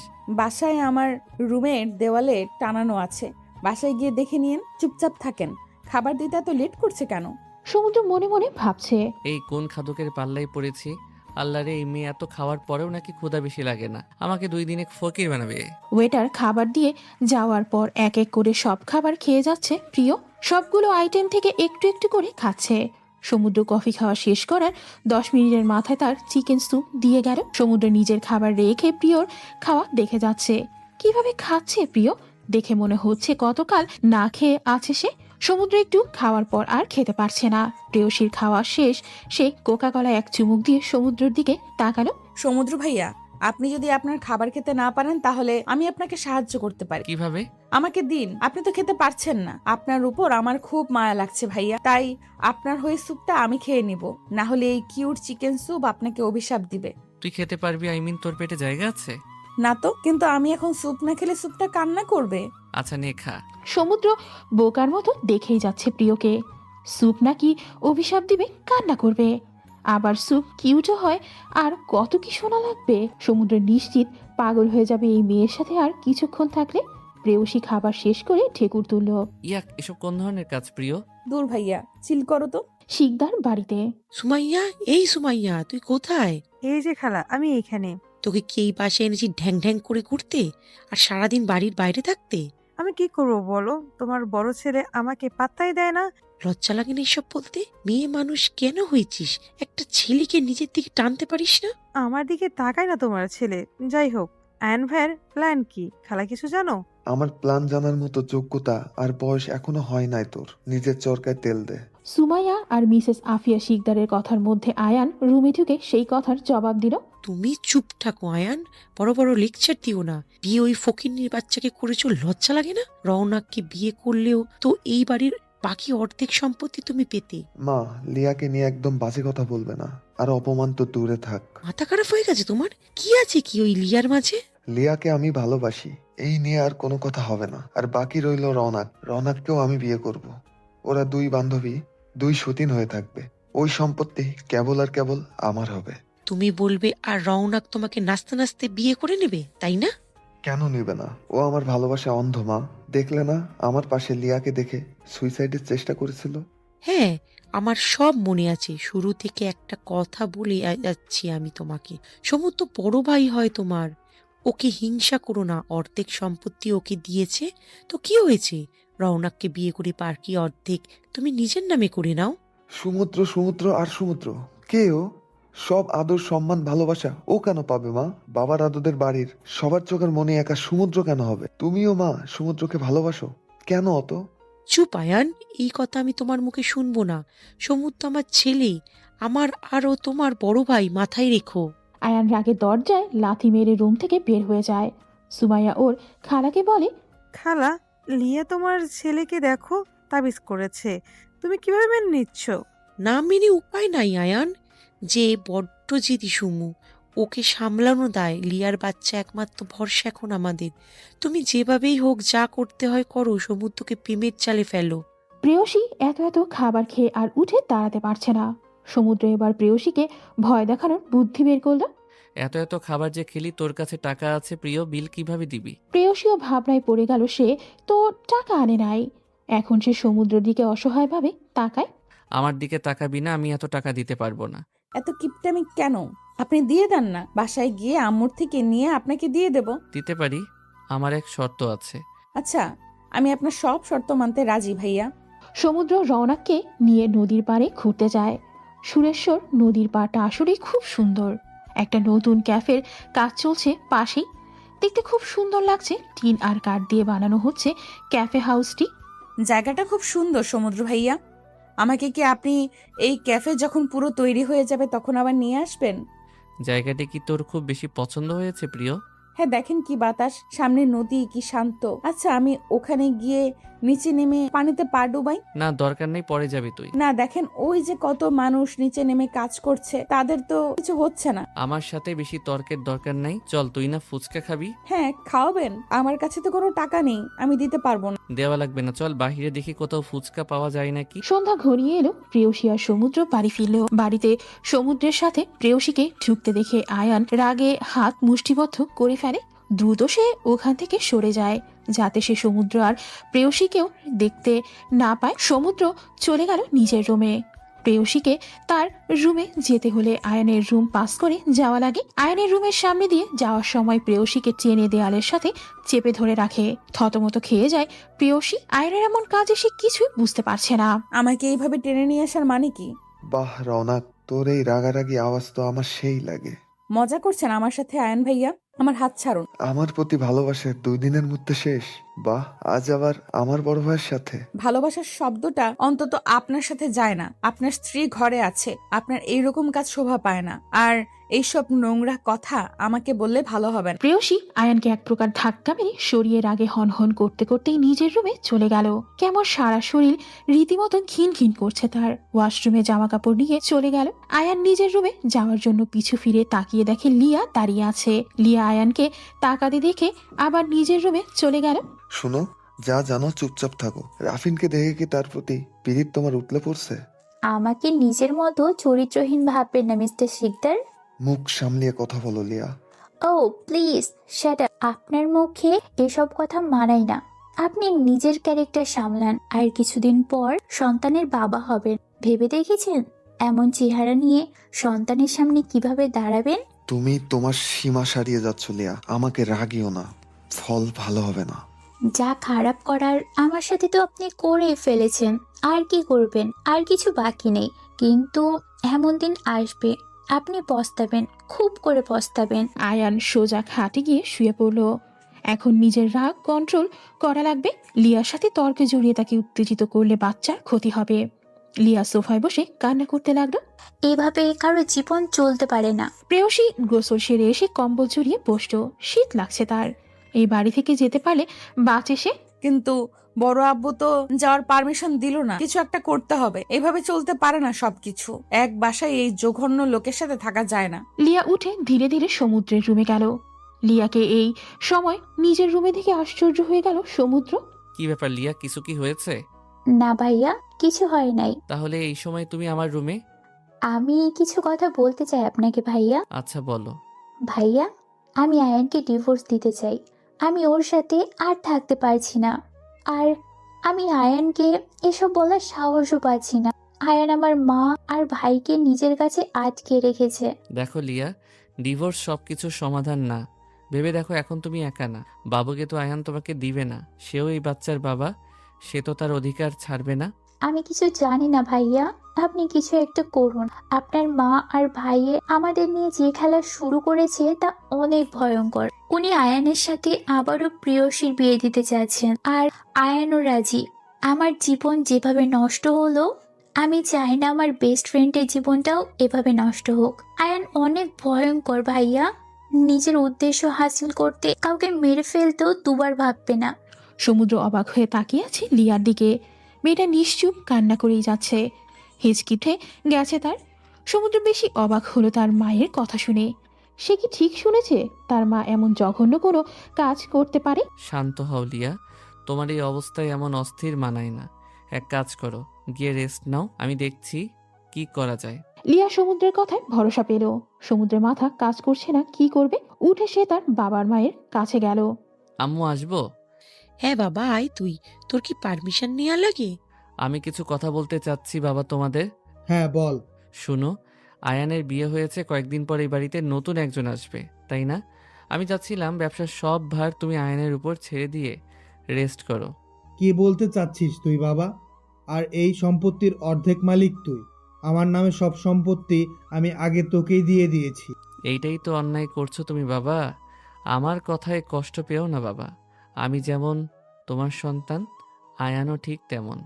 তাহলে আমাদের দুজনকে তোমার সমান চোখে দেখা উচিত। তুই কিভাবে তোমার নামের সব আমাকে দিয়ে দিলে? আয়ান কি পেয়েছে বাবা? ওরও অধিকার আছে। শিকদার বাড়ির একমাত্র বংশধর তুই সমুদ্র। আর এসব শিকদার বাড়ির রক্ত হিসেবে তোর পাওয়ার কথা। তাহলে বাবা, আজ আমারও বলার কথা, আয়ান যেমন তোমার ছেলে না, তেমন আমিও তো আম্মুর ছেলে না। সেই হিসেবে আম্মুরও আমাকে লালন পালন করা উচিত হয় নাই। আমাকে সে আয়ানের থেকে বেশি ভালোবাসা দিয়েছে, এটাও তার উচিত হয় নাই। তোমার ভাবনা আর কাজের জন্য আয়ানের এই অবস্থা। কিভাবে বাদ দিব আম্মু?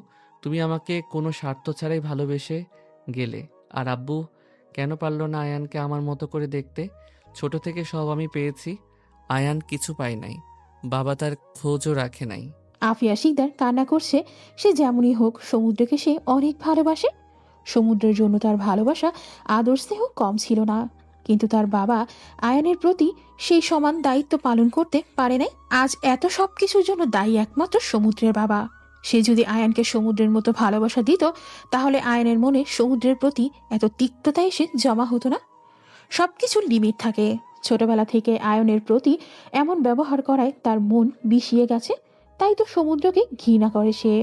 আমার কথায় কষ্ট পেয়ে থাকলে ক্ষমা করে দিও, কিন্তু এটাই। তোর কথা ভুল নয় সমুদ্র, আমি অন্যায় করেছি, তাই আয়ান এমন হয়েছে। তুই যা ভালো মনে করিস তাই কর। দরকার নেই সমুদ্র, তোমার নামে যা আছে তোমার থাকুক, আয়নকে দিতে হবে না। আমি তোমাকে আয়নের থেকেও বেশি ভালোবাসি। আমি জানি আম্মু, তুমি আমাকে ভালোবাসো। এই সম্পত্তির জন্যেই না তুমি আমার প্রিয়সীকে আমার থেকে আলাদা করে আয়ানের সাথে বিয়ে দিতে চাও, যাতে আয়ান ওর ভাগের সম্পত্তি পায়। আমার প্রিয়সীকে হলেই হবে, আর কিছু চাই না। রাতে উকিল আসবে, তোমরা উপস্থিত থেকো ঠিক সময়ে। আমি আসি। সমুদ্রের যাওয়ার পথে তাকিয়ে থাকে তার বাবা মা। তাদের দুজনের মনে আজ পাহাড় সমান অপরাধ বোধ। দুজন সমান অপরাধী। শিকদার বাড়ির প্রতিটা মেম্বার আজ ড্রয়িং রুমে উপস্থিত। প্রেগনেন্ট লিয়াও সেখানে এসে দাঁড়ায়। তা দেখে প্রিয়সী উঠে দাঁড়িয়ে তাকে বসতে দেয়। আমাদের আজ এখানে ডাকার কারণ কি সমুদ্র, আমাদের বলবে? হ্যাঁ, অবশ্যই চাচ্চু, জানাবো। আশা করি আপনি আমাকে বিশ্বাস করেন। তোকে বিশ্বাস করব না তো আর কাকে করব বাবা? তাহলে বসো, একটু অপেক্ষা করো। প্রেয়সীর বাবা আর সমুদ্রের কথোপকথনে আয়ন বিরক্ত হচ্ছে। আয়ান চেয়েও কিছু করতে পারছে না। কি এমন কাজ যে সবাই চুপচাপ আছে? তখনই একজন উকিল বাড়িতে আসতো। সরি সমুদ্র, আমার আসতে একটু লেট হয়ে গেল। ইটস ওকে মিস্টার মিনহাজ, এবার আপনার যা কাজ করার তা শুরু করুন। সব রেডি করেই আছে, শুধু আপনাদের সাইন করলেই হবে। প্রেয়সী এতক্ষণ চুপচাপ থাকলেও এবার জিজ্ঞেস করলো, এইসব কিসের কাগজপত্র? আর সবাই সাইনই বা কেন করবে? এটা আমার নামের সম্পত্তির কাগজ। আমার নামে যা যা বাবা দিয়েছেন, আজ আমি তা সব কিছু আয়ানের নামে দিয়ে দিচ্ছি। সমুদ্রের কথায় ওর বাবা মা বাদে পরিবারের সবাই আশ্চর্য হয়ে গেল। সমুদ্র কেন এসব করছে? আয়ান তো আকাশ থেকে পড়ছে বলে মনে হচ্ছে। এসব কি বলছো ভাইয়া? আমি কেন তোমার নামে সম্পত্তি নিব? এই সম্পত্তি তোমার বাবার, তাই এর উপর অধিকারও তোমার। আমার একার বাবা না, তোরও বাবা আয়ান। সে হয়তো সে ভুল করেছে, তাই বলে মা যেমন আমাদের দুজনের বাবাও সেম। আর আমার যা সিদ্ধান্ত নেওয়ার আমি নিয়ে নিয়েছি। কারো কোনো আপত্তি আছে? কেউই কিছু বলল না, কারণ যার সম্পত্তি সে নিজে দিয়ে দিয়েছে তাতে অন্য কেউ কি বলবে। আর সব থেকে বড় কথা, সমুদ্র কিছু না ভেবে কিছু করে না। আয়ান আর কিছু বলল না। এত সম্পত্তির মালিক সে একা হবে এসব ভেবেই খুশিতে তার চোখ চিকচিক করে উঠল। কিছু না করেও সব তার নিজের হচ্ছে, এর থেকে ভালো আর কি হবে? আয়ানের নামে সব লিখে দিল সমুদ্র, আর বাকি সবাই শুধু নির্বাক শ্রোতা। তখন একজন হুজুর টাইপ লোক আসলো। ছোট আব্বু, আমি জানি তুমি আমাকে খুব ভালোবাসো। মনে আছে তুমি আমাকে কি ওয়াদা দিয়েছিলে? আজ তোমাকে তোমার ওয়াদা পূর্ণ করতে হবে। আমাকে আমার আমানত ফেরত দিতে হবে। আমার সব মনে আছে রে, আমাকে ক্ষমা করে দিস। আমি তোর আমানতের খেয়ানত করতে যাচ্ছিলাম। আমার কোনো আপত্তি নাই যদি প্রিয়সী রাজি থাকে। প্রেয়সী ওর বাবা আর সমুদ্রের কথায় অবাক হয়ে বোকার মতো তাকিয়ে আছে। কি বিষয়ে কথা হচ্ছে তা তাদের বোধগম্য হচ্ছে না। প্রেয়সীর মা মেয়ের দিকে তাকিয়ে আছে। সে সিদ্ধান্ত নিল মেয়েকে জানাবে। মেয়ের হাত ধরে ওখান থেকে চলে গেল বাড়ির ভেতরে। এর মধ্যেই ওখানে সমুদ্র ও বাকি সব পেপার চেক করে নিল। অনেকক্ষণ পর যখন প্রেয়সীকে নিয়ে ওর মা আসেন, প্রেয়সী তখন নিশ্চুপ নিচের দিকে মাথা দিয়ে দাঁড়িয়ে আছে। প্রেয়সীর মা জানালো সে বিয়েতে রাজি। সমুদ্র আর প্রেয়সীর বিয়ে পড়ানো শুরু হলো। আয়ান শুধু নির্বাক শ্রোতা হয়ে দাঁড়িয়ে আছে। আজ সে জিতেও হেরে গেল। সমুদ্র সম্পত্তি দিয়ে মেইন জিনিস নিয়ে গেল। হাতের কাগজ মুষ্টিবদ্ধ করে রাখল। আয়ানের অবস্থা দেখে মৃদু হাসল রিয়া। দেখো কেমন লাগে যখন নিজের অতি প্রিয় জিনিস না চাইলেও হারানো লাগে। রাফিন এক দৃষ্টিতে লিয়ার দিকে তাকিয়ে আছে। লিয়াকে দেখতে খুব সুন্দর লাগছে। প্রেগনেন্সির জন্য হয়তো লিয়ার চেহারায় এত লাবণ্যময় লাগছে। কি গুরুমুলো লাগছে মেয়েটাকে। চোখের কোণে এসে পানি ভিড় জমাতে শুরু করলো। দৃষ্টি ঝাপসা হতে লাগলো রাফিনের। আজ হয়তো আয়ানের জায়গায় তার থাকার কথা ছিল। আজ লিয়ার গর্ভে আয়ানের সন্তান না রাফিনের হতো। কিন্তু সব কি আর চাইলেও পাওয়া যায়? লিয়া রাফিনের ভাগ্যে ছিল না, তাই আজ সে অন্য কারো। চোখ থেকে গড়িয়ে পড়া পানি হাত দিয়ে মুছে ফেলল সে। সমুদ্র আর প্রেয়সীর বিয়ের পরে সমুদ্র সবাইকে জানায়, আমার চাকরি না হওয়া অবধি আমরা এই বাড়িতে থাকব। সমুদ্রের এহেন কথায় বাড়ির কেউ রাজি না। প্রিয়সী, আমি চাইছি তুই তোর নামের সব রাফিনকে দিয়ে দিবি। আজ থেকে তুই আমার স্ত্রী। আমি চাই তোর স্বামীর যতটুকু আছে ততটুকুই তোর হবে। আর যদি তুই চাস এই শিকদার বাড়িতে থাকতে তাহলে আমার আপত্তি নাই, কিন্তু আমি এই বাড়িতে থাকবো না। এখন এই বাড়ি আয়ানের। যেমন আয়নের ঠিক তেমন আমারও সমুদ্র। তুই আর প্রিয়সী কোথাও যাস না বাবা। ছোট আব্বু আম্মু, আমাকে বিশ্বাস করতে পারো, আমি যেখানেই যাই তোমাদের মেয়েকে কষ্ট পেতে দিব না। ও যাতে সব থেকে ভালো থাকে আমি সেই ব্যবস্থাই করব। ভাইয়া তুমি এখানেই থাকবে, কোথাও যাবে না। আয়ান না চাইতেও নিজের ইমোশনস বজায় রাখতে এটা বলল। না আয়ান, আমি অনেক পেয়েছি এই বাসা থেকে, এবার না হয় তোর পালা। প্রিয়সী, আমি চাই আমরা যাওয়ার পর রাফিনও তার সমান অধিকার পাক। রাফিন নিজের অধিকারে দাপটের সাথে এই বাসায় থাকবে। ভবিষ্যতে ওর বিয়ে হবে, তখন ওর স্ত্রী সন্তান হবে, যাতে তাদের অধিকার ঠিকঠাক থাকে। প্রেয়সীর মনে সমুদ্রের প্রতি সম্মান বাড়তেই থাকে। থাকবে নাই বা কেন, সমুদ্র সবার কথা ঠিকভাবে মনে রেখে সব সিদ্ধান্ত নেয়। আমার কোনো সমস্যা নাই। আমার কোনো কালেই এসবের প্রতি আগ্রহ ছিল না। শুধু দাদু আমাকে এইসব দিয়ে যায়। আমিও চাই সব কিছু আমার ভাইয়া পাক। আমার ভাই আমাকে খুব ভালোবাসে, আমিও বাসি। কথা বলতে বলতে রাফিনের কাছে গিয়ে কান্না করে দেয় প্রিয়সী। কেন কান্না পাচ্ছে তার সে জানে না। হয়তো এই ভাইয়ের থেকে দূরে যেতে হবে এই কথা ভেবে। এটাই যে নিয়তি। রাফিনের বিয়ের কথা শুনে লিয়ার বুকটা ধক করে উঠবে নাই বা কেন। নিজের সামনে নিজের ভালোবাসা অন্য কারো হবে এমন কথাই তো কষ্ট হবে, কিন্তু লিয়া সেও তো অনেক আগে রাফিনকে ঠকিয়েছে। সে তো আয়ানের মোহে আটকে রাফিনকে ধোকা দিয়েছিল। আয়ান তো একা দোষী না। লিয়ের ইচ্ছে না থাকলে আয়ানের একা এত দূর আগানো কখনোই হতো না। সুমাইয়া নিজের বান্ধবীর জন্মদিনে গিয়েছিল। সে যখন এসে জানবে সমুদ্রের বিয়ে হয়ে গেছে, তখন কি হবে? সবাই যে যার কাজে ব্যস্ত। আজ হুট করেই যে এভাবে বিয়ে হয়ে যাবে কেউ ভাবে নাই। প্রেয়সী নিজের রুমের দরজা আটকে বসে আছে। প্রেয়সীর মা আর সমুদ্রের মা রান্নাঘরে রান্না করতে ব্যস্ত। আয়ান যেন কোথায় বেরিয়ে গেছে। ড্রয়িং রুমের সোফায় বসা লিয়া, সামনেই রাফিন। এভাবে বসে থাকতে লিয়ার খারাপ লাগছে, কিন্তু হুট করে দাঁড়াতে পারে না। এত বড় পেট নিয়ে তাড়াহুড়ো করে দাঁড়ানো যায় না। রাফিন এতক্ষণ ধরে লিয়ার হাঁসফাঁস করা দেখছে। নিজের ঋণবতা ভেঙে রাফিন বলল, কেন আমার সাথে প্রতারণা করলি লিয়া? আয়ানের মাঝে কি এমন দেখলি যে আমার কথা ভুলে গেলে? আমাকে কি ভালোবাসো নাই কখনো? আমাকে ভুল বোঝো না রাফিন, আমি তোমাকে ভালোবাসি, কিন্তু আমার মতিভ্রম হয়েছিল। তাই তো আমি কিছু না ভেবে আয়নের ফাঁদে পা দিই। বাহিরের চাকচিক্যের মোহে পড়ে যাই আমি। আমাকে ক্ষমা করে দিও। নিজের লাইফে এগিয়ে যাও রাফিন। আমার জন্য এতটা ভাবার জন্য ধন্যবাদ তোমাকে। আসো আমি তোমাকে দাঁড়াতে হেল্প করি, এখানে আর কেউ নাই। রাফিন লিয়ার অনুমতির অপেক্ষায় থাকলো না। লিয়ার হাতের কবজি ধরে দাঁড়াতে সাহায্য করলো। লিয়া ধীরে ধীরে এক এক সিঁড়ি বেয়ে উঠছে, আবার থেমে যাচ্ছে। বোঝাই যাচ্ছে তার কষ্ট হচ্ছে। এভাবে দাঁড়িয়ে থেকে আবারও আরেক সিঁড়ি উঠল।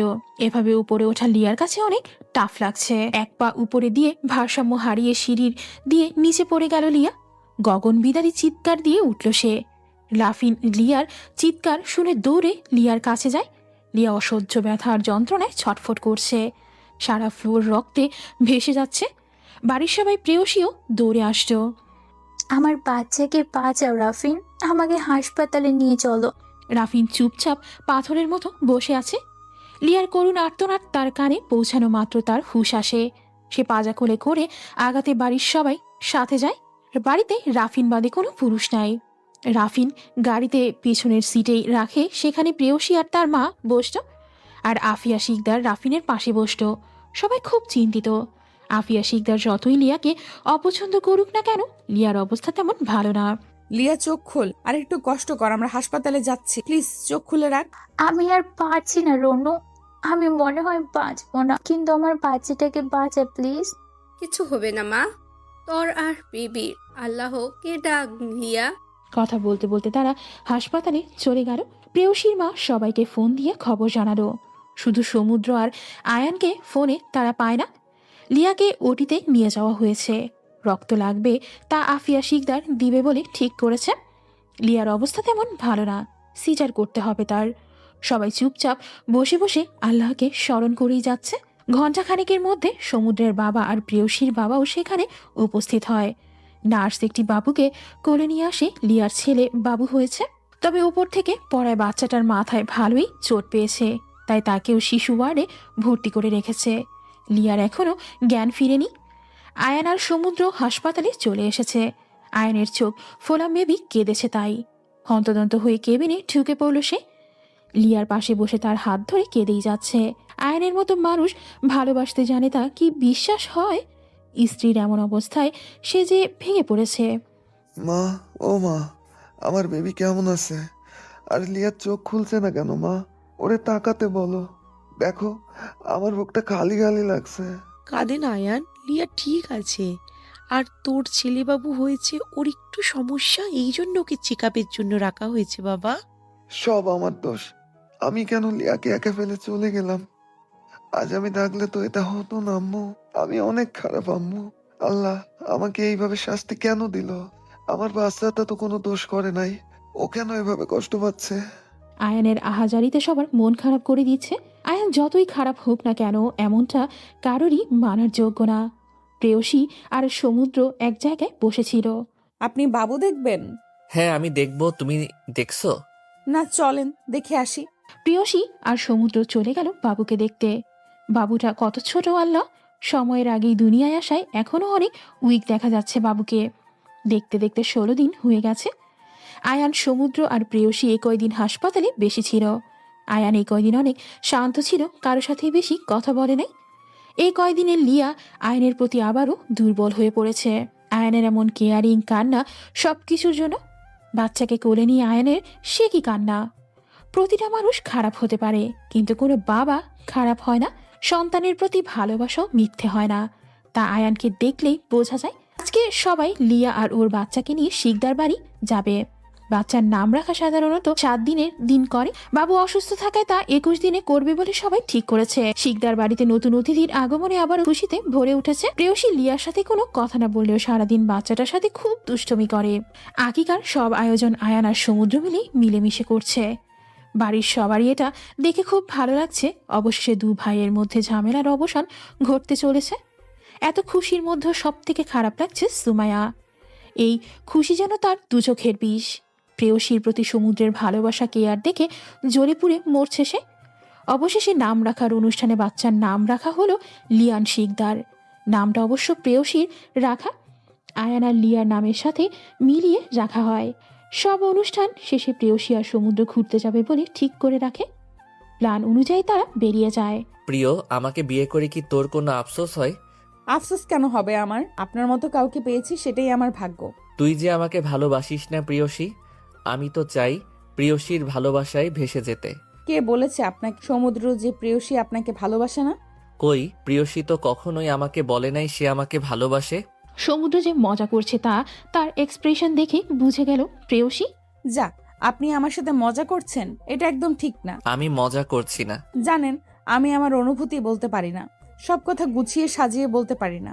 তবে আমি আপনাকে খুব ভালোবাসি। এই প্রেয়সীর ভালোবাসা আপনার প্রতি 1 সমুদ্র সমান।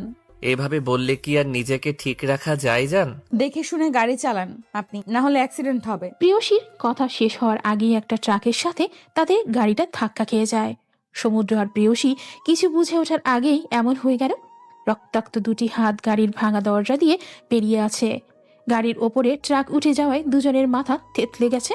শিকদার বাড়ির সবাই অ্যাক্সিডেন্টের খবর পেয়ে ছুটে গেল হাসপাতালে। সমুদ্র আর প্রেয়সীর ঘড়ি, মোবাইল পেল তারা। এটা পেয়েই লাশ শনাক্ত করা হলো। বাড়ির সবাই খুব ভেঙে পড়েছে। আয়ান সবাইকে সামলে নেয়। প্রেয়সী আর সমুদ্রকে দাফন করা হয়। সমাপ্ত।